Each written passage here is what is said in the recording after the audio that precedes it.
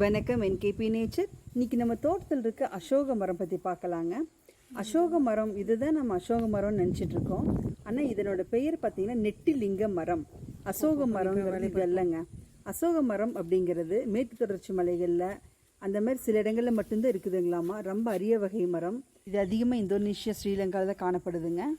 Thumbnail ஃபோட்டோவில் வச்சுருக்க பாருங்கள், அதுதான் அசோக மரம். அசோக மரம் கவலைகள் போக்குற மரம்னு சொல்லுவாங்க. எப்படின்னா ராமாயண காலத்துலேயே இந்த மரம் இருந்திருக்குதுங்க. நமக்கு தெரிஞ்ச விஷயங்க, ராமாயணத்தில் சீதா தேவியை கொண்டு போய் ராவணன் அசோகவனத்தில் தான் வச்சுருப்பாருங்க. அந்த அசோக மரம் பாசிட்டிவ் எனர்ஜி கொடுக்குங்க.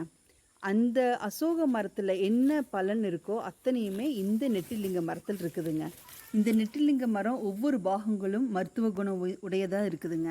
இந்த மரத்தின் பூ, பட்டை, இலைகள் மற்றும் காய்கள் அனைத்து பகுதியுமே நமக்கு நன்மை தருதுங்க. குறிப்பாக இந்த மரம் பெண்களுக்கு கிடைத்த வரப்பிரசாதங்க. இந்த மரத்தின் பட்டை பார்த்திங்கன்னா பெண்களுக்கு கர்ப்பப்பைக்கு பலம் தந்து கர்ப்பப்பை கோளாறுகளை போக்கக்கூடியதுங்க. பெண்களுக்கு குறிப்பாக ஒயிட் டிஸ்சார்ஜ், அது கூட பீரியட் சமயத்தில் வர்ற கடுமையான வயிற்று வலி, இடுப்பு வலி போன்ற பிரச்சனைகளுக்கு தணிக்கக்கூடியதுங்க.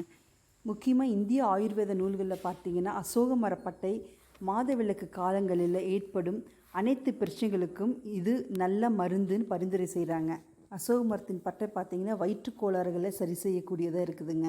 இந்த மரத்தின் பட்டை பசியின்மை, வயிற்றுள்ள பூச்சிகளை கொண்டு வெளியேற்றுறது போன்ற வயிற்று கோளாறுகளை சரி செய்யுதுங்க. இந்த மரத்தின் பூக்களுக்கு இரத்தப்போக்கை தணித்து சீதபேதியை கட்டுப்படுத்துமாம், மூல நோய் குணப்படுத்தும்னு சொல்கிறாங்க. சர்க்கரை நோயாளிகளுக்கு நல்ல மருந்துங்க.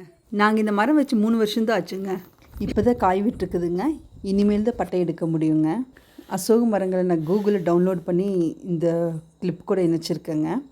இந்த வீடியோ உங்களுக்கு பிடிச்சிருந்துச்சுன்னா லைக் பண்ணுங்கள், ஷேர் பண்ணுங்கள், கமெண்ட் பண்ணுங்கள். சப்ஸ்கிரைப் பண்ணாதாங்க சப்ஸ்கிரைப் பண்ணுங்கள். இயன்றவரை இயற்கை காப்போம். நன்றி.